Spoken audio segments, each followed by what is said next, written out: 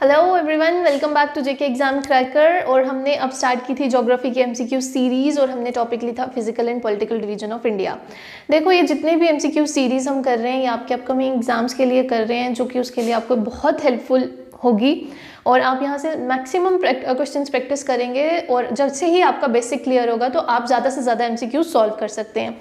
आप mostly comment करते हैं कि क्वेश्चंस का लेवल बढ़ाइए। देखो, क्वेश्चंस जो होते हैं वो बेसिक से ही स्टार्ट होते हैं। अगर आपको बेसिक पता होगा तो आप हायर लेवल के क्वेश्चन सॉल्व कर सकोगे। अगर सीधा ही आपको हायर लेवल के क्वेश्चंस दिए जाएंगे, बेस ही नहीं क्लियर होगा, तो how will you able to solve these questions. तो इसीलिए मेरी कोशिश ये रहती है कि छोटे बेसिक क्वेश्चंस हों, उसमें आपको एक कॉन्सेप्ट दिया जाए। जब वो कॉन्सेप्ट क्लियर हो, सो दैट कि जब कॉन्सेप्ट क्लियर होगा तो हायर लेवल के भी अगर उसमें से क्वेश्चंस निकले तो आप सॉल्व कर सको। तो इसलिए प्लीज़ इनको ध्यान से देखा करो। बेसिक क्वेश्चंस भी होते हैं, बीच में हायर लेवल के भी क्वेश्चंस होते हैं, कॉन्सेप्ट दिया जाता है। मैं ट्राई करती हूँ कि हर एक आपको जो ऑप्शन है उसको एक्सप्लेन करूँ, तो प्लीज़ आप ध्यान से देखा करिए और उन कॉन्सेप्ट्स को समझने की कोशिश कीजिए। तो चलिए शुरू करते हैं आज के फर्स्ट क्वेश्चन से। देखो, अब ये भी बिल्कुल बेसिक क्वेश्चन है, लेकिन इसके पीछे कॉन्सेप्ट क्या है हमें ये देखना है। तो अब क्या है कि इधर पूछा है कि जो स्टैंडर्ड टाइम है इंडिया का, ठीक है, स्टैंडर्ड टाइम ऑफ इंडिया, जिसको हम क्या बोलते हैं, आईएसटी, ठीक है, इंडियन स्टैंडर्ड टाइम के नाम से भी इसको जाना जाता है। ठीक है, इंडियन स्टैंडर्ड टाइम जो है वो कितने डिग्री से पास करता है, 82.5 डिग्री ईस्ट से। ठीक है, यहाँ से क्या करता है, इंडिया का स्टैंडर्ड टाइम पास करता है। अब यहाँ पर पूछा गया जो इंडिया का स्टैंडर्ड टाइम है वो क्या है, 5.5 आवर्स अहेड ऑफ जीएमटी। अब ये जीएमटी क्या है, जीएमटी हम बोलते हैं ग्रीनविच मेरिडियन टाइम। आप में से बहुत सारे लोगों को ये कॉन्सेप्ट होगा, लेकिन बहुत सारे ऐसे होंगे जिनको ये कॉन्सेप्ट नहीं भी होगा। ठीक है, तो उनके लिए भी है और जिनको आता है उनके लिए भी है। ये ग्रीनविच मेरिडियन टाइम है जो कि लंदन में है, जिसको हम हर कंट्री के लिए एक बेस मानते हैं। इसके अकॉर्डिंगली हम अपनी मतलब हर कंट्री का जो टाइम है इस ग्रीनविच के अकॉर्डिंगली सेट है। ठीक है, ग्रीनविच जो है ये कहाँ पर है, ये लंदन में है। ठीक है, कितने डिग्रीज पर है, 0 डिग्री लॉन्गिट्यूड पे है। ठीक है, अब ये लॉन्गिट्यूड क्या है, देखो लैटिट्यूड्स और लॉन्गिट्यूड्स का कॉन्सेप्ट आगे भी आएगा, लेकिन मैं आपको यहाँ पर थोड़ा सा बता देती हूँ। जो लॉन्गिट्यूड्स होते हैं वो हम यूज़ ही टाइम जोन्स के लिए करते हैं। ठीक है, लैटिट्यूड्स और लॉन्गिट्यूड्स जो होते हैं ये हमारी अर्थ के इमेजिनरी लाइन्स होती हैं। अगर आप बोलोगे कि एक्चुअलिटी में ये अर्थ पे ड्रॉन होती हैं, तो ऐसा नहीं होता है। ये क्या होती है, इमेजिनरी लाइन्स होती हैं। लॉन्गिट्यूड से हमें टाइम का पता चलता है और लैटिट्यूड से हमें किसका पता चलता है, हमें सीजन्स का पता चलता है। ठीक है, लैटिट्यूड्स और लॉन्गिट्यूड्स के बेसिस पे हम डिफरेंट लोकेशंस निकाल सकते हैं। और लॉन्गिट्यूड्स जो होते हैं ये वर्टिकल लाइंस होती हैं और लैटिट्यूड्स जो होती हैं ये हमारे अर्थ के ऊपर हॉरिजॉन्टल लाइंस होती हैं। आगे ये कॉन्सेप्ट जब आएगा लैटिट्यूड और लॉन्गिट्यूड वाला कोई क्वेश्चन, वहाँ मैं बहुत अच्छे से एक्सप्लेन करूँगी। बट यहाँ के लिए आप सिर्फ अभी लॉन्गिट्यूड को देखो कि 0 डिग्री लॉन्गिट्यूड पर ये ग्रीनविच है और इसको हमने लिया हुआ है as a base for every country. ठीक है, अब लॉन्गिट्यूड क्या है, ये 360 है नंबर में। ठीक है, कितने हैं, 360 नंबर में है हमारी लॉन्गिट्यूडनल लाइंस। ठीक है, अब इसमें क्या होता है, ये पूरा रोटेट करती है क्योंकि अर्थ जो है वो 360 डिग्री पर रोटेशन लेती है। अब यहाँ पर 2 कॉन्सेप्ट आते हैं, एक आता है रोटेशन का, एक आता है रेवोल्यूशन का। ठीक है, किस किस का आता है, एक आता है रोटेशन का और एक आता है रेवोल्यूशन का। ठीक है, रोटेशन क्या है, रोटेशन होती है जब अर्थ अपनी एक्सिस के अराउंड घूमती है। ठीक है, और अपनी एक्सिस के अराउंड जो अर्थ है वो चक्कर कितना काटती है, 1 दिन में काटती है। ठीक है, अर्थ की जो रोटेशन है वो कितनी देर में कंप्लीट होती है, 24 आवर्स में कंप्लीट होती है। और रेवोल्यूशन क्या है, जब अर्थ क्या करती है, सन के अराउंड रिवॉल्व करती है, उसको बोला जाता है रेवोल्यूशन।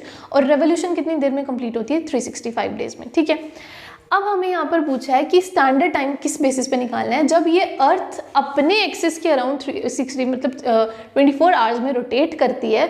तो इसमें क्या होता है, जब ये डिग्रीज पास करते हैं। ठीक है, तो 1 डिग्री जो अर्थ है वो 4 मिनट्स में क्रॉस करती है। ठीक है, कितने मिनट्स में क्रॉस करती है, 4 मिनट्स में क्रॉस करती है। और यही 15 डिग्रीज कितने देर में क्रॉस करती है, 1 घंटे में क्रॉस करती है। ठीक है, 15 डिग्रीज 1 घंटे में क्रॉस करती है। तो आप इसको देखो कि जब 0 डिग्री यहाँ पर है और Indian standard time 82.5 degree east पर है, तो जब ये चलेगा टाइम आगे, तो जब हमारे यहाँ पर 12 बजे होंगे, ठीक है, लंदन में जब 12 बजे होंगे तो हमारे यहाँ पर क्या टाइम हो रहा होगा, इंडिया में 5:30 PM, 5:30 PM। क्यों? क्योंकि ये कैलकुलेशन बेसिस पे है, मैं अभी यहाँ पर कैलकुलेट नहीं करूँगी, आप खुद कैलकुलेट करो।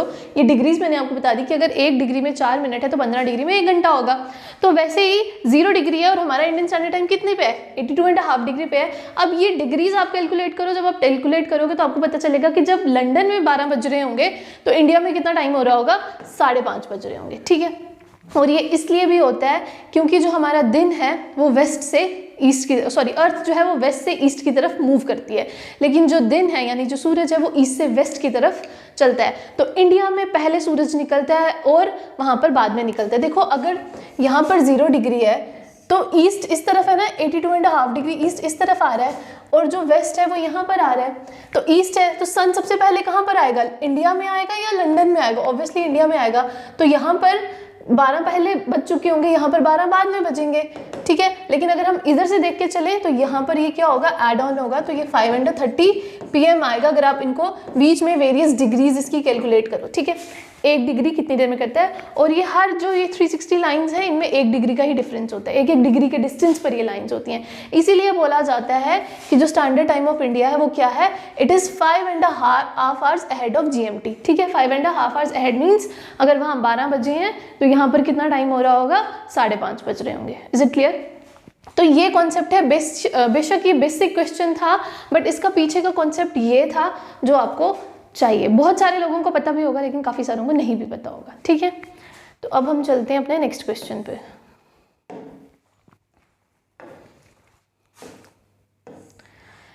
देखो यहाँ क्वेश्चन है, the Andaman group and Nicobar group of islands. आपको पता है कि अंडमान ग्रुप के आइलैंड्स डिफरेंट हैं, निकोबार ग्रुप के आइलैंड्स डिफरेंट हैं, ये वेरियस सेक्शंस में डिवाइडेड हैं।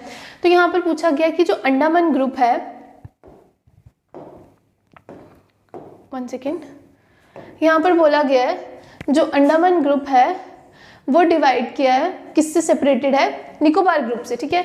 अंडमान ऊपर है, निकोबार देखो यहाँ पर अगर आप देखोगे अंडमान ऊपर है, ये अंडमान ग्रुप ऑफ आइलैंड्स हैं और यहाँ पर निकोबार ग्रुप ऑफ आइलैंड्स है। यहाँ पर पूरा नहीं दिखाया लेकिन हमें जो देखना है हम वो देखेंगे। यहाँ पर अंडमान ग्रुप ऑफ आइलैंड्स हैं, यहाँ पर निकोबार ग्रुप ऑफ आइलैंड्स हैं। वो एक दूसरे से किससे सेपरेटेड हैं? क्या वो 10 डिग्री चैनल से सेपरेटेड है, ग्रेट चैनल से सेपरेटेड है, बे ऑफ बंगाल से या अंडमान सी से है? देखो अब इधर देखो, देखो आपको सामने यहाँ पर नजर आ रहा है कि ये है हमारे अंडमान आइलैंड्स, ठीक है। ये है हमारे अंडमान आइलैंड्स, ये है हमारे निकोबार आइलैंड्स, ठीक है। अब इन दोनों को सेपरेट कौन कर रहा है? ठीक है, इन दोनों को सेपरेट कौन कर रहा है? 10 डिग्री चैनल, ठीक है। अंडमान निकोबार आइलैंड को सेपरेट कौन करता है? 10 डिग्री चैनल, ठीक है। अब ये चैनल क्या होता है? एक ऐसा वाटरवे होता है जो क्या करता है? 2 लैंड मासेस को कनेक्ट करता है, ठीक है। अब ये वाटरवे है, अब इसको 10 डिग्री चैनल नाम क्यों दिया गया है? ठीक है, इसको 10 डिग्री चैनल नाम क्यों दिया गया? इसको 10 डिग्री चैनल क्यों बोला गया? अगर ये बीच से ये देखो ये लाइन पास कर रही है जिससे हमें पता चल रहा है ये लिटिल अंडमान है और यहाँ से कार निकोबार जो कि नॉर्दर्न पार्ट होता है निकोबार आइलैंड्स का, यहाँ से स्टार्ट हो जाता है। तो इनके बीच में जो गैप क्रिएट कर रहा है, जो इनको सेपरेशन कर रहा है, वो 10 डिग्री चैनल है। तो इसका नाम 10 डिग्री चैनल क्यों है? इसका नाम 10 डिग्री चैनल इसीलिए है क्योंकि ये 10 डिग्री पर है, 10 डिग्री लैटिट्यूड पर है, इसीलिए इसका नाम क्या है? 10 डिग्री चैनल। देखो क्या है कि 0 डिग्री पर हमारा इक्वेटर होता है, ठीक है। इक्वेटर से ऊपर 10 डिग्री पर क्या है? ये चैनल है। और लैटिट्यूड्स मैंने आपको बोला कि वो क्या होती है? हमारी हॉरिजॉन्टल लाइंस हैं, ठीक है। तो जब जहाँ पर इसकी सेपरेशन होती है वो 10 डिग्री पर होती है, इसलिए इसका नाम क्या रखा गया है? 10 डिग्री चैनल रखा गया है। तो प्लीज़ हमेशा याद रखिएगा कि अंडमान और निकोबार आइलैंड्स को सेपरेट करने के लिए जो चैनल होता है वो कौन सा होता है? 10 डिग्री चैनल। और इसको 10 डिग्री चैनल इसलिए बोलते हैं क्योंकि ये 10 डिग्री लैटिट्यूड के ऊपर सिचुएटेड है, ठीक है। उसके बाद यहाँ पर ग्रेट चैनल पूछा गया है। देखो ग्रेट चैनल क्या है? ग्रेट चैनल भी क्या करता है? सेपरेट करता है। ये भी एक वाटरवे है, ठीक है। ग्रेट चैनल किसको सेपरेट करता है? ग्रेट चैनल जो है ये निकोबार आइलैंड्स को, ठीक है, निकोबार आइलैंड्स को सुमात्रा आइलैंड्स से, ठीक है। जो ये सुमात्रा आइलैंड्स हैं ये कहाँ के हैं? दे बिलोंग टू इंडोनेशिया, ठीक है। सुमात्रा आइलैंड्स ऑफ इंडोनेशिया, उससे क्या करता है? ग्रेट चैनल उनको सेपरेट करता है, यानी कि निकोबार आइलैंड्स को सुमात्रन आइलैंड से सेपरेट करता है कौन? Great channel. लेकिन हमें पूछा था अंडमान और निकोबार, तो उसका आंसर क्या था? 10 डिग्री चैनल, ठीक है। उसके बाद बे ऑफ बंगाल है। बे ऑफ बंगाल आपको पता है कि पेनिनसुलर पार्ट के ईस्टर्न साइड में, और अंडमान सी जो है अंडमान निकोबार के नीचे थोड़ी सी, वहाँ पर अंडमान सी है, ठीक है। तो इसका आंसर क्या है? 10 डिग्री चैनल, क्योंकि अंडमान और निकोबार को सेपरेट कौन करता है? 10 डिग्री चैनल। सो इंडोनेशिया जो है वो इससे भी यहाँ नीचे, ठीक है। नेक्स्ट क्वेश्चन है the southern tip of India is. India की सदर्न टिप क्या है, ठीक है। Northern most point, southern most point, eastern most point और वेस्टर्न मोस्ट पॉइंट। देखो सबसे पहले यहाँ पर देखो, अगर ये इंडिया का मैं मैप नहीं बना रही हूँ, मैं सिर्फ लोकेशंस बता रही हूँ, ठीक है। इंडिया के मैप में नॉर्दर्न पॉइंट है एक, ठीक है, एक ईस्टर्न पॉइंट है, एक साउदर्न पॉइंट है, एक वेस्टर्न पॉइंट है, ठीक है। ये आ गया नॉर्थ, ये आ गया ईस्ट, ये आ गया साउथ, ये आ गया वेस्ट, ठीक है। यहाँ पर पूछा है कि सदर्न टिप कौन सी है। सदर्न टिप पूछा यानी पॉइंट पूछा हुआ है, आपको मेन लैंड नहीं पूछा है, ठीक है। मेन लैंड नहीं पूछा, आपको पॉइंट पूछा यानी टिप पूछी है। तो इंडिया की जो सदर्न टिप है वो कौन सी है? इंदिरा पॉइंट, ठीक है। कौन सी है? इंदिरा पॉइंट। इंदिरा पॉइंट जो है निकोबार आइलैंड्स में प्रेजेंट है, ये इंडिया की क्या है? सदर्न टिप, ठीक है। तो इंदिरा पॉइंट जो है वो क्या है? सदर्न टिप ऑफ इंडिया, ठीक है। उसके बाद अगर यहाँ पर आपको मेन लैंड पूछा जाता, आपको पूछा जाता कि जो इंडिया का जो लास्ट मतलब सदर्न मेन लैंड है वो कौन सा है, तो आप बोलते वो पॉइंट कैलीमेर है, ठीक है। पॉइंट कैलीमेर जो है वो इंडिया का सदर्न पॉइंट है। Sorry, Cape Comorin, Cape Comorin Kanyakumari में जो है वो सदर्न मेन लैंड है इंडिया की। लेकिन हमें यहाँ पर पूछा गया है कि सदर्न टिप बतानी है, तो इसमें कभी कंफ्यूज नहीं होना, सॉरी मैंने भी गलत बोल दिया था, इसमें कभी कंफ्यूज नहीं होना कि इंदिरा पॉइंट जो है वो सदर्न टिप है और जो मेन लैंड है वो केप कैमोरिन है जो कि कन्याकुमारी में है। अगर इसके अलावा अगर आपको northern most point, eastern most point या वेस्टर्न मोस्ट पॉइंट पूछे तो देखो नॉर्दर्न मोस्ट पॉइंट जो JNK में है वो कौन सा है? इंदिरा कोल, ठीक है। कौन सा है? इंदिरा कोल। ईस्टर्न मोस्ट पॉइंट कौन सा है? यानी कि अरुणाचल प्रदेश में होगा। अरुणाचल प्रदेश जो है वो इंडिया की ईस्टर्न स्टेट है, तो वहां पर जो पॉइंट है वो कौन सा है? किबीथू, ठीक है। क्या है? किबीथू, ये है ईस्टर्न मोस्ट पॉइंट। और अगर वेस्टर्न मोस्ट पॉइंट पूछा जाए तो वो कौन सा है हमारा? घोर मोती, विच इज इन गुजरात, ठीक है। ये मैंने आपको northern most point, southern most point, eastern most point और वेस्टर्न मोस्ट पॉइंट जो है ये आपको बता दिए, ठीक है। तो इसका आंसर है Indira point in Nicobar islands.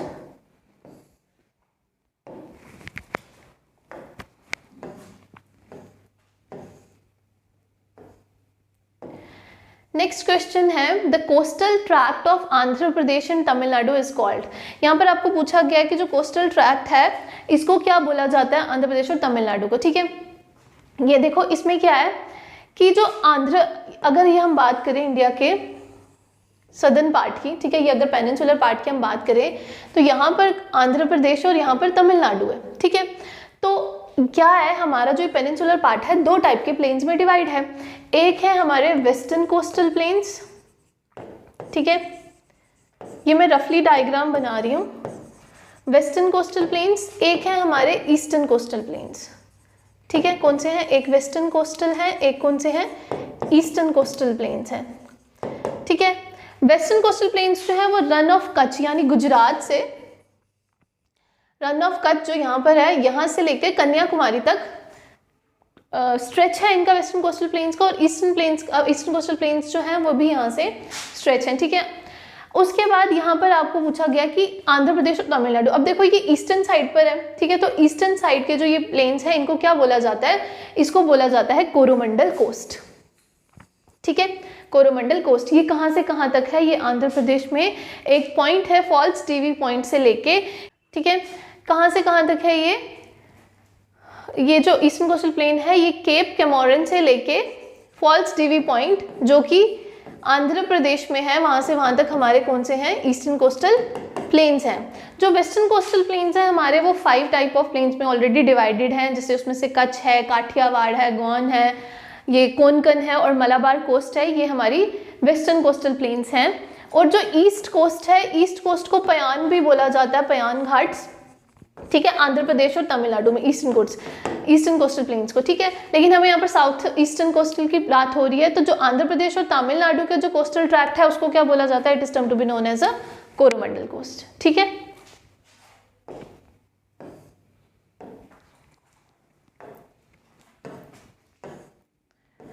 Next question है, ठीक है, नेक्स्ट क्वेश्चन है the highest Indian waterfall is, highest Indian waterfall कौन सा है? यहाँ पर पूछा गया गोकक, गेरुसोप, शिवासमुद्रन या येना। देखो सबसे पहले तो मैं आपको बताऊंगी कि जो सबसे हाईएस्ट वाटरफॉल है that is Kunchikal falls which is in Karnataka, ठीक है, लेकिन उसका नाम यहाँ पर नहीं है तो हम उसको कंसीडर नहीं करेंगे। ये कहाँ पर है? कर्नाटका में है, ठीक है। 1493 फीट इसकी हाइट है, but will not consider it, ठीक है। हमें क्या करना है? हमें देखना है कि हाईएस्ट वाटरफॉल इनमें से हमें बताना है कौन सा है, ठीक है।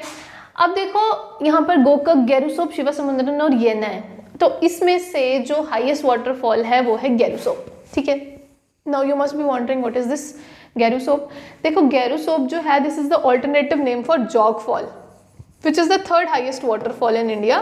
प्लंज वाटरफॉल मीन्स वर्टिकली जहाँ पर पानी फ्लो कर रहा होता है और रॉक्स के साथ उसका कोई कॉन्टैक्ट नहीं रहता है, that is a plunge waterfall. तो हाईएस्ट इंडियन वाटरफॉल कौन सा है? गेरुसोप है। Gerusoppa is the another name for what? Jog fall, ठीक है। तो ये कहाँ पर है? कर्नाटका में है ये भी।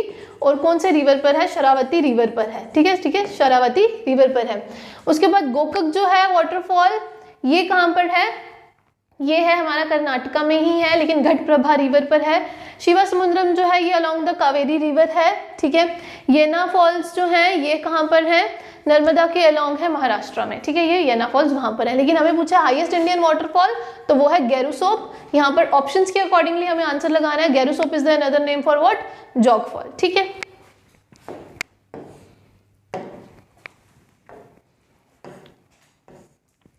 नेक्स्ट क्वेश्चन है highest plateau of India is the, highest plateau India का कौन सा है, ठीक है। हाईएस्ट प्लेट्यू कौन सा है इंडिया का? मालवा प्लेट्यू है, छोटा नागपुर प्लेट्यू है, लद्दाख है या डेक्कन है, ठीक है। तो जो हाईएस्ट प्लेट्यू है वो है हमारा लद्दाख। कौन सा है? लद्दाख, ठीक है, जिसको हम क्या बोलते हैं? रूफ ऑफ द वर्ल्ड, ठीक है। इस प्लेट्यू को रूफ ऑफ द वर्ल्ड भी कहा जाता है। रूफ ऑफ द वर्ल्ड क्यों कहा जाता है? क्योंकि जो इसकी हाइट है from the mean sea level it is 5000 metre above the mean sea level, ठीक है। जो मालवा प्लेट्यू है उसकी हाइट 500 मीटर्स है। छोटा नागपुर प्लेट्यू जो है वो Jharkhand, Orissa, Bihar, West Bengal different state से जाता है, लेकिन मोस्ट ऑफ द पार्ट उसका कहाँ पर है? झारखंड में है। छोटा नागपुर प्लेट्यू की 1300 मीटर्स हाइट है। डेक्कन प्लेट्यू की हाइट जो है that is 600 metres.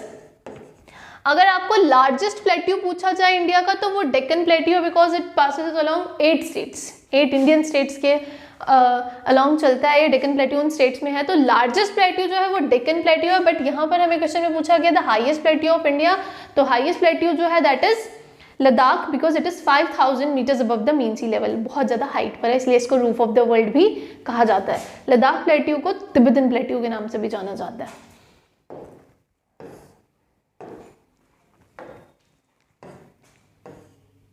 Siachen glacier is located near to which of the following valley.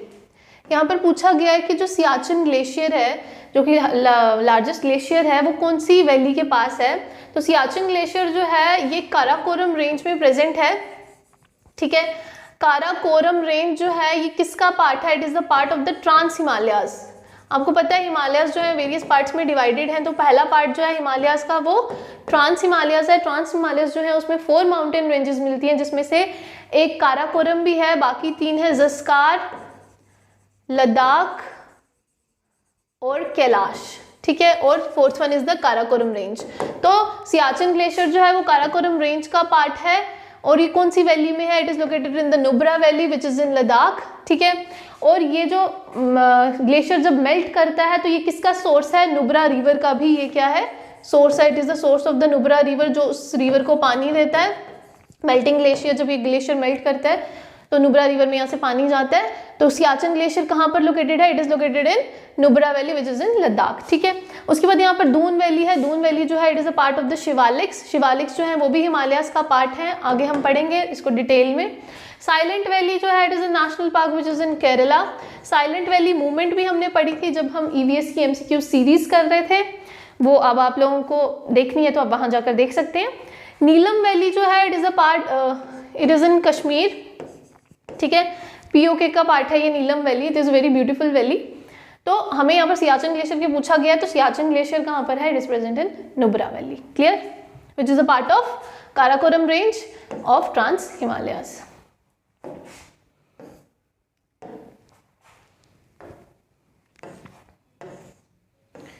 ठीक है, नेक्स्ट है, पूछा गया अब आपको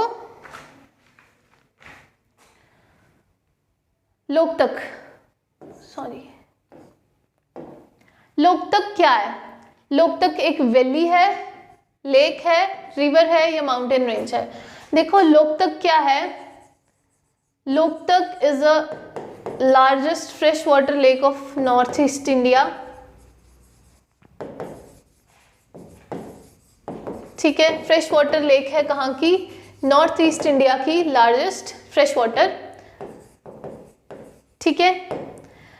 इसको फ्लोटिंग लेक भी कहा जाता है, ठीक है, इसको फ्लोटिंग लेक भी कहा जाता है। इसको फ्लोटिंग लेक क्यों कहा जाता है? Because of the vegetation which grows on it, जिसको फुमडीज बोला जाता है, ठीक है, फुमडीज के नाम से ये वेजिटेशन यहाँ पर प्रेजेंट है, जिसकी वजह से इस लेक का नाम फ्लोटिंग लेक बोला गया। तो लोकतक क्या है? Loktak is a lake which is present in Manipur, north east India में, ठीक है।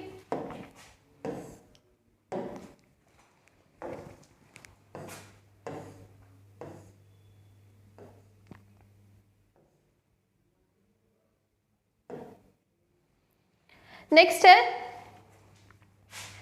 Which one of the following state has the longest coast line. यहाँ पर अब आपको पूछा गया है कि लॉन्गेस्ट कोस्ट लाइन जो है वो कौन सी स्टेट की है, महाराष्ट्र की है, तमिलनाडु की है, गुजरात की है या आंध्र प्रदेश की है, ठीक है। तो जो लार्जेस्ट कोस्ट लाइन है वो किसकी है? गुजरात की है, ठीक है, गुजरात की जो है ये लार्जेस्ट कोस्ट लाइन है और ये कितना एरिया 196,077 स्क्वायर किलोमीटर का एरिया जो है वो गुजरात ने कवर किया हुआ है, ठीक है। उसके बाद ये जो है इसका जो स्ट्रेच है कोस्ट लाइन का स्ट्रेच जो है वो कितना है? 1290 किलोमीटर, ठीक है। गुजरात कोस्ट लाइन का जो स्ट्रेच है वो 1290 किलोमीटर है और ये कितना एरिया कवर करती है? 196,077 स्क्वायर किलोमीटर। उसके बाद जो अगर सेकेंड नंबर पर पूछा जाए तो सेकेंड नंबर पर आंध्र प्रदेश है, गुजरात के बाद जो कोस्ट लाइन है वो आंध्र प्रदेश की है, फिर उसके बाद तमिलनाडु की है और उसके बाद महाराष्ट्र की। यहाँ पर हमें 3 स्टेट्स पूछी गई हैं, तो सबसे ज़्यादा किसकी कोस्ट लाइन है? गुजरात की। और इंडिया की लार्जेस्ट कोस्ट लाइन भी क्या है? गुजरात की। कोस्ट लाइन क्या हुई? जो जैसे ये गुजरात है तो इसका एरिया अलोंग दिस साइड, ठीक है, this is the coast line, समुद्र के पास होती है। और यहाँ पर कौन सी सी है हमारी? Arabian sea. नेक्स्ट क्वेश्चन है the pass located in Himachal Pradesh is, pass जो हिमाचल प्रदेश में लोकेटेड है वो कौन सा है? देखो पास क्या होता है? This is a mountain pass. किसकी बात हो रही है यहाँ पर? माउंटेन पास की बात हो रही है। माउंटेन पास क्या होता है? ये माउंटेन्स को कट कर कर रोड बनाया जाता है ताकि 2 प्लेसेस को क्या किया जाए? कनेक्ट करवाया जा सके, उसके लिए पासेस बनाए जाते हैं। तो यहाँ पर हमें पूछा गया है कि जो पास हिमाचल प्रदेश में लोकेटेड है वो कौन सा है? यहाँ पर शिपकिला पास, ठीक है, शिपकिला पास जो है this is present in Himachal Pradesh. और उसके बाद जोजिला, नथुला, जलेपला। देखो नथुला पास और जलेपला पास जो है ये कहाँ पर प्रेजेंट है? सिक्किम में प्रेजेंट है। देखो ये कनेक्ट किस किस को करते हैं ये हम आगे आने वाले क्वेश्चंस में पढ़ेंगे। और जोजिला पास जो है ये कहाँ पर है? लद्दाख में है। और ये किसको कनेक्ट करता है? कश्मीर और लद्दाख को कनेक्ट करता है, ठीक है। तो ये हमें यहाँ पर हिमाचल प्रदेश के पास के लिए पूछा गया है। तो हिमाचल प्रदेश का पास कहाँ पर है? It is present in Shipki La, sorry it is Shipki La पास।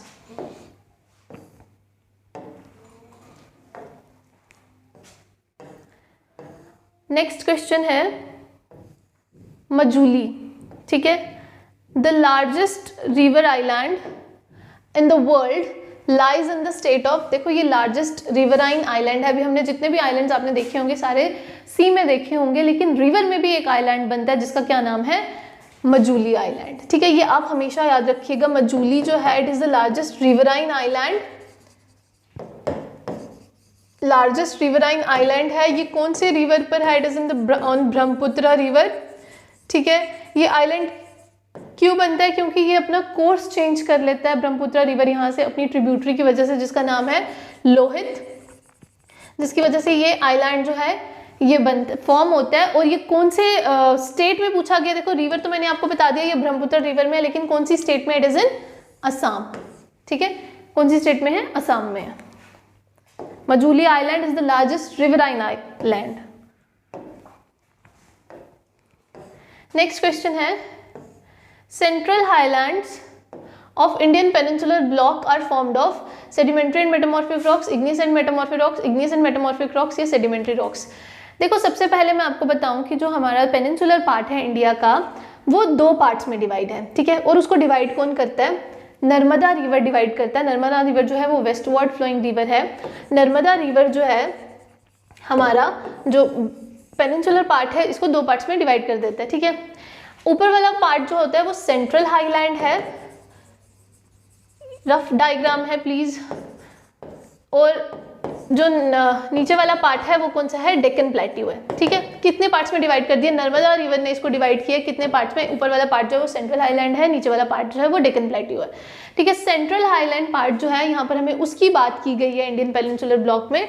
तो जो उन्होंने पूछा कि जो ये वाला पार्ट है ये कौन सी रॉक्स से बनता है? ठीक है, अब यहाँ पर रॉक्स के नाम है, एक है सेडिमेंट्री, मेटामॉर्फिक, इग्नियस। ठीक है, तीन काइंड की रॉक्स होती है, एक होती है इग्नियस, सेडिमेंटरी और मेटामॉर्फिक। ठीक है, जब लावा आता है, मैग्मा जब फॉर्म इरप्ट होता है तो क्या होता है? उसकी कूलिंग एंड कंसोलिडेशन होती है। This is the geological concept rocks का। तो कूलिंग एंड कंसोलिडेशन जब होती है मैग्मा की, तो जो रॉक्स फॉर्म होती है, क्योंकि नीचे से जब लावा आता है, नीचे टेम्परेचर बहुत हाई होता है, लेकिन जैसे ही वो सरफेस पर आता है अर्थ की टेम्परेचर एकदम से बहुत ज़्यादा कम हो जाता है।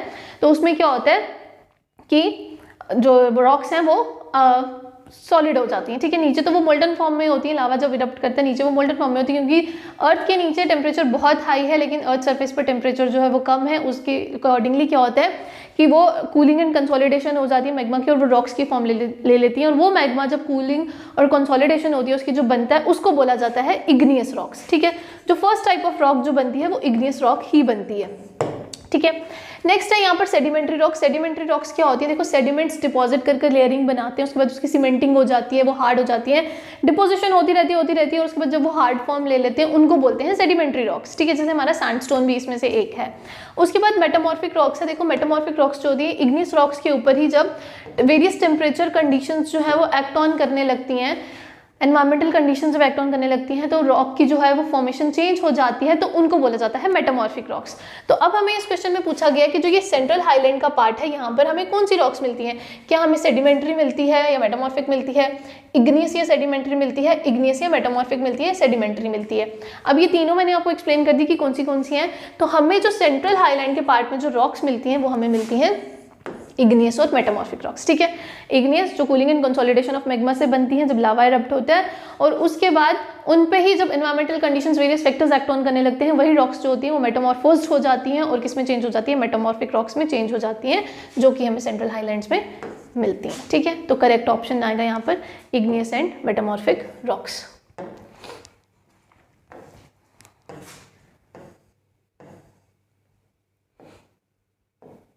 ठीक है,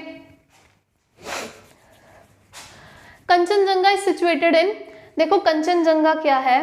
Kanchenjunga is the third highest peak of the world.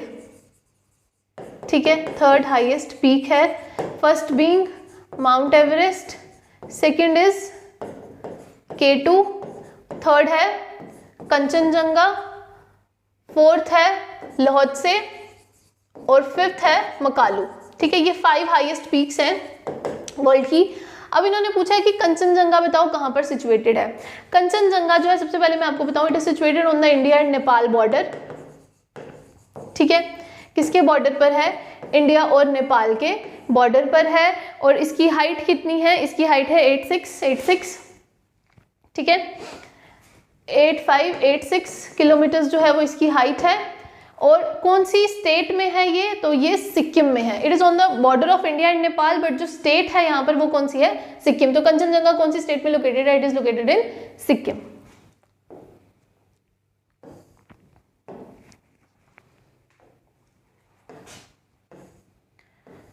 यहाँ पर हमें पूछा गया है what is the other name of Shadri range. ठीक है, शादरी रेंज का एक और नाम क्या है। ठीक है, यहाँ पर अगर हम अपने पेनिनसुलर इंडिया की बात करें तो हिमालयाज, लेसर हिमालयाज जो हैं वो हम मिडल हिमालयाज को बोलते हैं, शिवालिक्स जो हैं आउटर हिमालयाज हैं, वेस्टर्न घाट्स और ईस्टर्न घाट्स। ठीक है, वेस्टर्न घाट्स जो है उन्होंने पूरा वेस्टर्न कोस्टल प्लेन जो है उसको कवर करके रखा है, और ईस्टर्न घाट्स जो है उन्होंने ईस्टर्न कोस्टल प्लेन को कवर करके रखा है, मतलब इसके अलॉन्ग इनका एक पूरा पैरेलल स्ट्रेच है।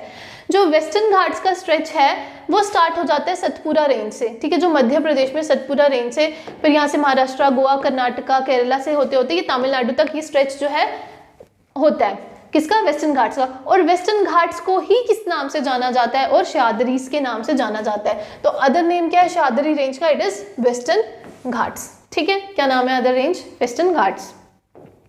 वेस्टर्न घाट्स और ईस्टर्न घाट्स जो हैं वो एक पॉइंट पर मीटअप भी करते हैं, और उस पॉइंट का नाम है नीलगिरी हिल्स। नीलगिरी हिल्स में वेस्टर्न घाट्स और ईस्टर्न घाट्स एक दूसरे को मिलते भी हैं। ठीक है,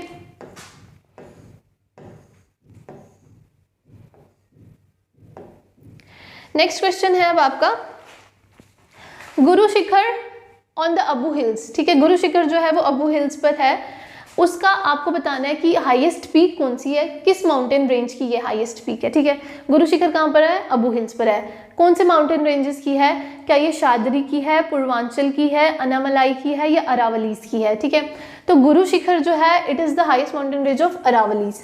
ठीक है, अरावलीज कहाँ पर है, राजस्थान में प्रेजेंट है। ठीक है, तो ये गुरु शिखर जो है अरावलीज की क्या है, हाईएस्ट पीक है। शादरीज की हाईएस्ट पीक जो है वो कलसुबाई है, पूर्वांचल की जो है वो माउंट डेफो है, अनामलाई की अनामुड़ी है। तो हमें यहाँ पर पूछा गया कि अबू हिल्स की कौन सी है, गुरु शिखर जो है अबू हिल्स की हाईएस्ट पीक है। ठीक है, तो माउंटेन रेंज पूछा है उसकी, तो माउंटेन रेंज कौन सी है उसकी, अरावलीज। ठीक है,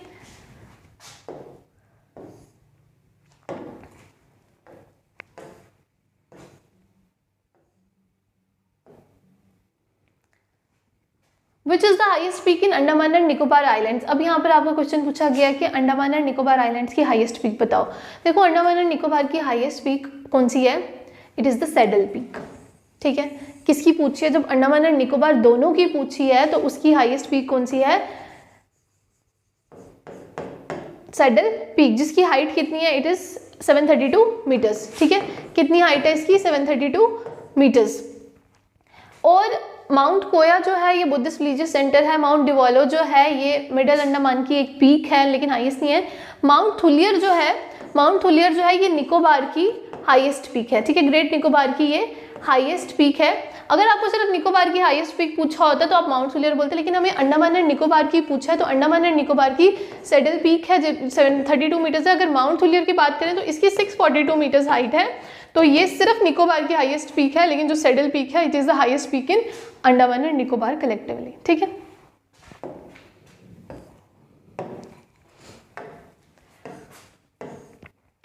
beyond the dash the Himalayas bend sharply to the south and spread along the eastern boundary of India। ठीक है, यहाँ पर बोला गया है कि beyond the dash एक पॉइंट है, उसके बियॉन्ड में जो हिमालयाज हैं ये क्या करते हैं, एक शार्पली साउथ बेंड लेते हैं and spread along the eastern boundary of India.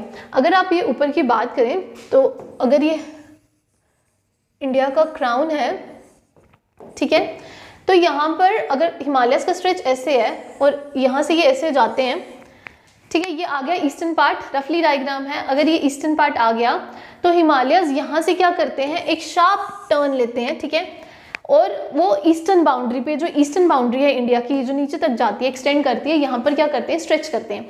तो बताओ कि इसका नाम क्या, किस के बियॉन्ड ये स्ट्रेच लेते हैं। जोजिला पास, दिहांग गॉर्ज, भूटान बॉर्डर और नेपाल बॉर्डर। देखो यहाँ पर प्रेजेंट है एक दिहांग गॉर्ज नंगा पर्वत के पास। ठीक है, दिहांग गॉर्ज नांगा पर्वत जो है it is the part of the great Himalayas. यहाँ से क्या होता है, हमारे हिमालयाज जो है ये sharp hair pin bend turn लेते हैं, शार्पली टर्न लेते हैं और स्प्रेड कर जाते हैं हमारे नॉर्थ ईस्टर्न बाउंड्री पे। ठीक है, और जैसे ही ये हिमालयाज यहाँ से दिहांग गॉर्ज से टर्न लेते हैं, इनको यहाँ पर नाम दिया जाता है पूर्वांचल हिल्स। ठीक है, ईस्ट में इनको क्या बोला जाता है, पूर्वांचल हिल्स। और ये क्या करते हैं, ये कनेक्शन बनाते हैं हमारा म्यांमार के साथ भी। ठीक है, और म्यांमार में इन्हीं पूर्वांचल हिल्स को वहाँ तक स्ट्रेच करते हैं, इन्हीं पूर्वांचल हिल्स को म्यांमार में अराकन योमा के नाम से जाना जाता है। ठीक है, तो यहाँ पर हमें पूछा गया कि कहाँ से ये टर्न लेते हैं, तो ये कहाँ से टर्न लेते हैं, दिहांग गॉर्ज से टर्न लेते हैं।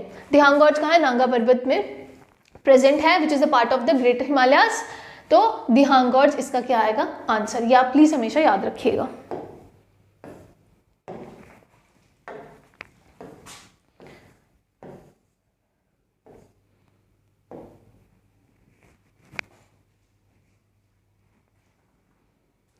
The Zojila pass connects, Zojila pass जो है वो किसको कनेक्ट कर रहा है, श्रीनगर और लेह को, अरुणाचल प्रदेश और तिब्बत को, चंबा और स्पीति को, या कालिम्पोंग और ल्हासा को। देखो जो जोजिला पास है ये हमने शायद पीछे भी पढ़ा, तो जोजिला पास किसको कनेक्ट करता है, श्रीनगर को लेह के साथ कनेक्ट करता है, ठीक है। अरुणाचल प्रदेश और तिब्बत को कौन करता है, बॉमडिला पास, ठीक है, विच इज इन हिमाचल प्रदेश। बॉमडिला पास जो है वो इसको कनेक्ट करता है। चंबा और स्पीति को कौन कनेक्ट करता है, कुगटी पास करता है, ठीक है। ये वेरियस माउंटेन पासेस के नेम हैं। उसके बाद कालिम्पोंग और ल्हासा को कौन कनेक्ट करता है, जलेपला, विच इज इन सिक्किम। हमने अभी पीछे पढ़े ये पासेस, तो जलेपला पास जो है वो किसको करता है, कालिम्पोंग और ल्हासा को। लेकिन हमें यहाँ पर जोजिला पास पूछा गया कि किसको कनेक्ट करता है, तो वो श्रीनगर और लेह को कनेक्ट करता है। नेक्स्ट क्वेश्चन, अब आपको लिस्ट मैच करनी है कि कौन सा किसके साथ मैच है, ठीक है। ये मैं ऊपर करती हूँ और हम ऑप्शंस देखेंगे। पहला यहाँ पे पूछा गया है पुलिकट लेक, फिर पूछा चिलिका लेक, फिर पूछा Wular lake and then is the Sambhar lake. Pulicat lake जो है वो कौन सी है, सेकेंड लार्जेस्ट, ठीक है, हमारी ब्रैकिश वाटर लेक है, ठीक है। ये कहाँ पर प्रेजेंट है, इट इज प्रेजेंट इन तमिलनाडु।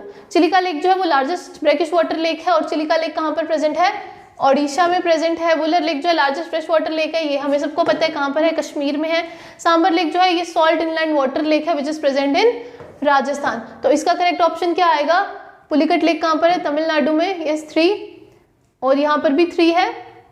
उसके बाद नेक्स्ट हम देखेंगे चिलिका लेक ओडिशा में 1, ये वुलर लेक कश्मीर में दिस 1, सांबर लेक राजस्थान में। तो करेक्ट ऑप्शन क्या आएगा 1, ठीक है। करेक्ट ऑप्शन क्या आएगा 1 आएगा, क्योंकि पुलिकट लेक जो है वो तमिलनाडु में प्रेजेंट है, चिलिका लेक जो है वो ओडिशा में है, उसके बाद वुलर लेक जो है वो कश्मीर में, और सांबर लेक जो है वो तमिलनाडु में, ठीक है।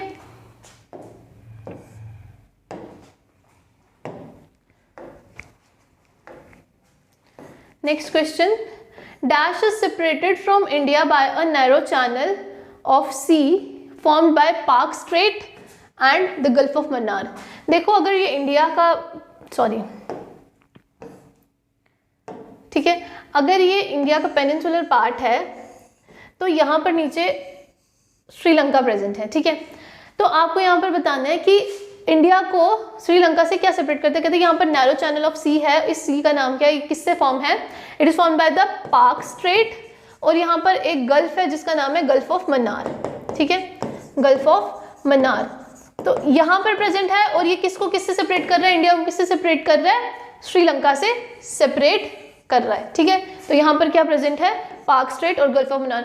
बड़ी बारी एग्जाम में ये क्वेश्चन आता है कि इंडिया और श्रीलंका को क्या सेपरेट करता है। यहाँ पर तो इन्होंने आपको पाक स्ट्रेट और गल्फ ऑफ मन्नार का नाम देकर रखा है और कंट्री पूछी है, लेकिन बहुत बार क्वेश्चन ऐसे आता है कि आपको कंट्री बताई जाती है लेकिन स्ट्रेट या गल्फ का नाम नहीं बताया जाता है। तो आपको इस क्वेश्चन में से 3 क्वेश्चन निकल रहे हैं, या तो ये पाक स्ट्रेट का भी, एक तो स्टेट का भी और गल्फ का भी। तो आपको ये याद रखना है कि इंडिया और श्रीलंका के बीच में कौन सा स्ट्रेट है, कौन सा गल्फ है, और अगर गल्फ और स्ट्रेट का नाम दिया है तो कौन सी कंट्री है जो इनको सेपरेट करती है, ठीक है। नेक्स्ट क्वेश्चन है, the land mass of India has an area of, ठीक है, डैश मिलियन स्क्वायर किलोमीटर।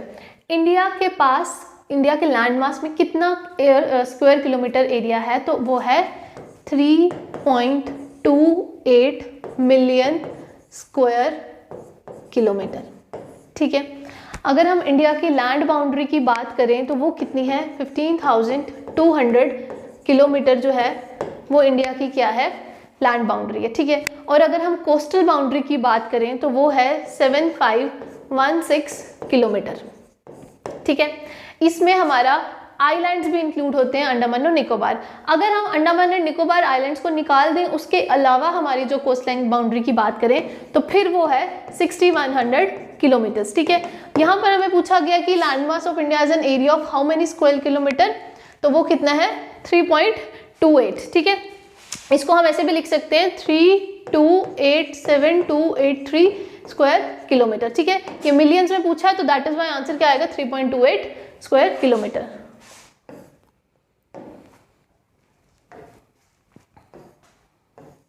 यहाँ पर बोला है the sea which existed in the place of the Himalayas.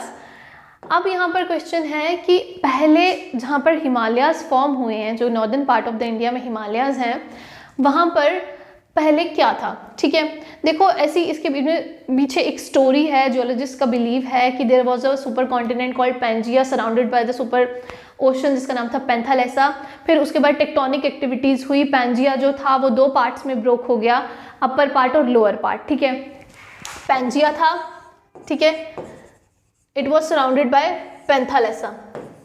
ठीक है, फिर उसके बाद क्या हुआ, पैंजिया जो था ये ब्रोक डाउन हो गया। पैंजिया जो है 2 पार्ट्स में डिवाइडेड हो गया। अपर पार्ट को बोला जाता है लॉरेशिया और नीचे को या अंगारा लैंड, और लोअर पार्ट को बोला जाता है गोंडवाना लैंड। ठीक है, गोंडवाना लैंड। और यहाँ पर एक सिंक्लाइन प्रेजेंट है ऐसे करके, जिसका नाम है, इसको बोला जाता है जियो सिंक्लाइन। और यहीं पर क्या थी, टेथियस सी थी। क्या थी, टेथियस सी थी। और इंडिया जो है हमारा गोंडवाना लैंड का पार्ट है। और उसके बाद धीरे धीरे जब हमारी टेक्टोनिक एक्टिविटीज बढ़ती रही, हमारे अर्थ में मूवमेंट होती रहती है, इवन के आज के टाइम पर भी जो है मूवमेंट चल रही है, इंडिया जो है वो नॉर्थवर्ड मूव कर रही है। तो जब ये मूव करती गई तो क्या हुआ, सेडिमेंट्स जो थे वो डिपॉजिट होते गए, टेथिस सी जो है ये खत्म हो गई। और सेडिमेंट्स डिपॉजिट होने की वजह से यहाँ से जो फोल्ड्स बनना शुरू हुए, कंप्रेशंस आना स्टार्ट हुई, उसकी वजह से यहाँ पर क्या बन गए, हिमालयाज बन गए। तो यहाँ पर एक जियो सिंक्लाइन प्रेजेंट था जिसका क्या नाम था, टेथिस सी। तो सी जो हिमालयाज की जगह पर पहले प्रेजेंट थी उसका नाम क्या था, Tethys sea, which doesn't exist now. आज के टाइम पर ये एग्जिस्ट नहीं करती, क्योंकि इसकी जगह पर क्या बन गए हैं, हिमालयाज बन गए हैं। ठीक है, तो इसका आंसर आएगा Tethys sea.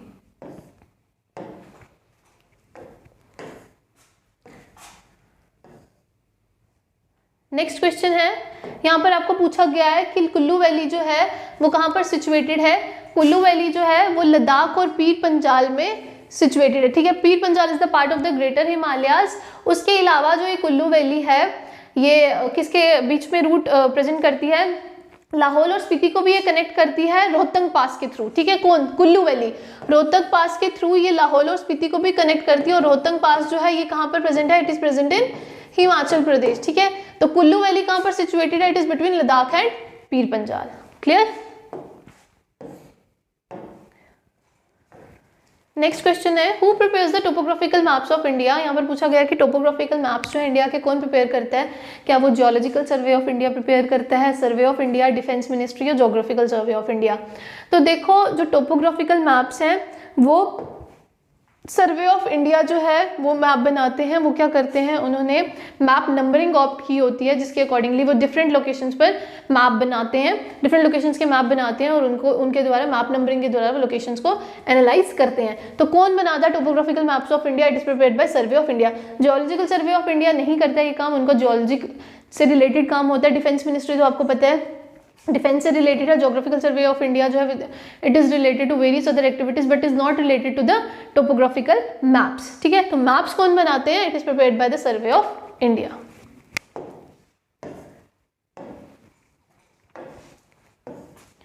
The mountains which are not a part of the Himalaya chain are.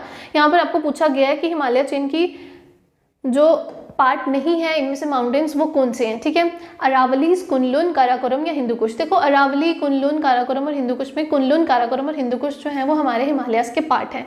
आपको पता है हिमालयाज जो है वो वेरियस पार्ट्स में डिवाइडेड है, जैसे trans Himalayas, greater Himalayas, middle Himalayas, lesser Himalayas. ठीक है, मिडिल हिमालय, आउटर हिमालयाज। तो ऐसे करके जब वो डिवाइडेड है, पूर्वांचल हैं, तो उनमें कुनलुन जो है वो भी हिमालय का पार्ट है, काराकोरम रेंज जो है वो भी हिमालय का पार्ट है, हिंदू कुश जो है वो भी हिमालय का पार्ट है। लेकिन अरावली जो है जिसको लाइन ऑफ पीक्स के नाम से जाना जाता है, ये जो है ये हिमालय का पार्ट नहीं है। And it is present in Rajasthan but is not a part of the Himalayan chain. ठीक है, तो क्या है इसका आंसर, क्या आएगा, Aravalli. Next question, Godwin Austen. Godwin Austen जो है ये किसका अदर नेम है, गॉडविन ऑस्टिन जो है it is the another name for K2। ठीक है, K2 which is the second highest peak after Mount Everest having an height of 8611 metres, ठीक है, 8611 मीटर्स की हाइट है इसकी, और ये क्या है, हमारी पीक है, ठीक है, सेकेंड हाईएस्ट पीक है वर्ल्ड की, तो गॉडविन ऑस्टिन की हाइट इज अ पीक, ठीक है।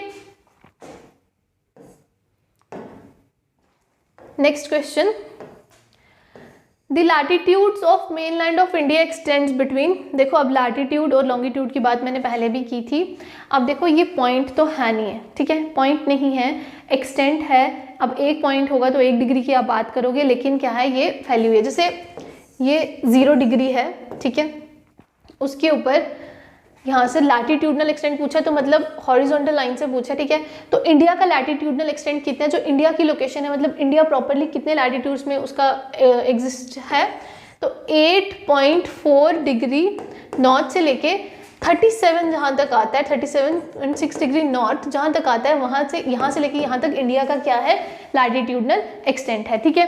तो इस लैटिट्यूडनल एक्सटेंट के बीच में एक हमारा इंपॉर्टेंट लैटिट्यूड आता है जो 23.5 डिग्री नॉर्थ पर आता है, which is known as Tropic of cancer.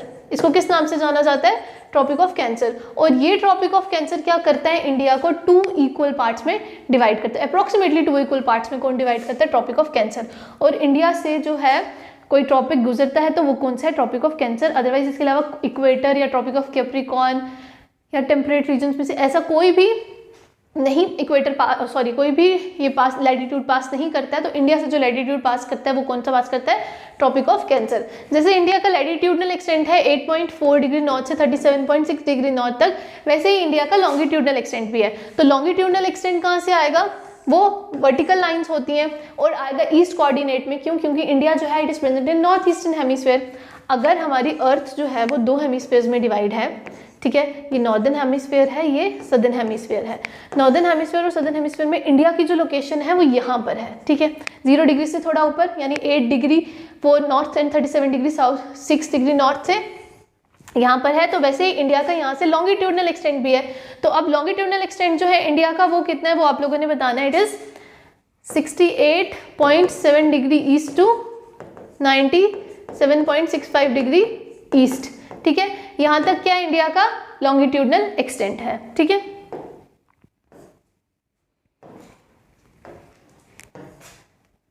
Next question है, विच of the following is the highest peak in undisputed Indian territory. यहाँ पर हमें पूछा गया कि अनडिस्प्यूटेड इंडियन टेरिटरी में आपको बताना है कि इनकी जो हाईएस्ट पीक है वो इनमें से कौन सी है। देखो अगर हम बात करें तो हमारी जो माउंट एवरेस्ट है वो हाईएस्ट पीक है वर्ल्ड की, लेकिन ये जो है ये नेपाल और चाइना के बॉर्डर पे प्रेजेंट है, तो मतलब ये क्या है, डिस्प्यूटेड है। कंचनजंगा जो है वो नेपाल और इंडिया के बॉर्डर पे प्रेजेंट है, तो मतलब ये भी डिस्प्यूटेड है। नंदा देवी जो है it is particularly present in Uttarakhand, ठीक है, किस में प्रेजेंट है, ये उत्तराखंड में प्रेजेंट है, तो ये सिर्फ उत्तराखंड में, उत्तराखंड जो है वो इंडिया का पार्ट है तो वो डिस्प्यूटेड नहीं है।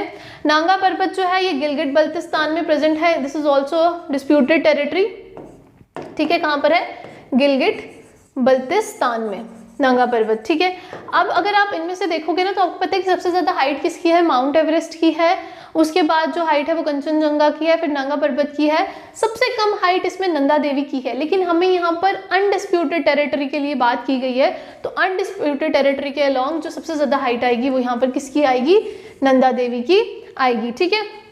अब हमें पता है कि माउंट एवरेस्ट की हाइट जो है वो 8849 मीटर्स अप्रॉक्सीमेटली हो गई है, कंचनजंगा की है जो वो 8586 मीटर्स है, ठीक है, नंदा देवी की जो है वो 7516 मीटर्स है कुछ, और नांगा पर्वत की जो है वो है 8126 मीटर्स, ठीक है। तो सबसे कम इसकी ही है, लेकिन हमें यहाँ पर अनडिस्प्यूटेड के लिए पूछा गया, तो अनडिस्प्यूटेड पार्ट में सिर्फ नंदा देवी ही है, इसलिए इसका आंसर क्या आएगा, नंदा देवी।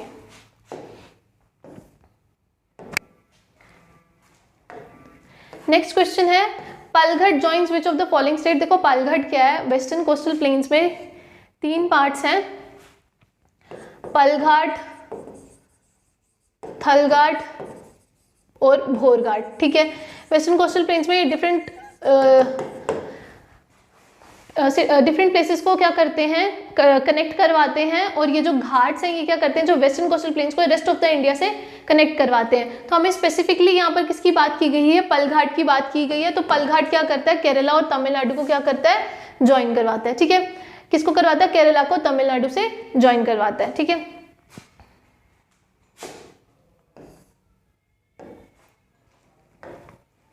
नेक्स्ट क्वेश्चन है आज का last question.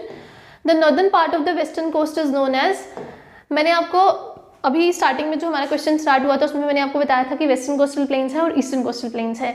Western coastal planes जो है वो क्या है, हमारे 5 पार्ट्स में डिवाइड है, कोंकण है, काठियावाड़ है, कच्छ है, गौन है, मलाबार कोस्ट है, ठीक है। और उसमें से जो नॉर्दर्न मोस्ट पार्ट है हमारा वेस्टर्न कोस्ट का, उसको हम क्या बोलते हैं?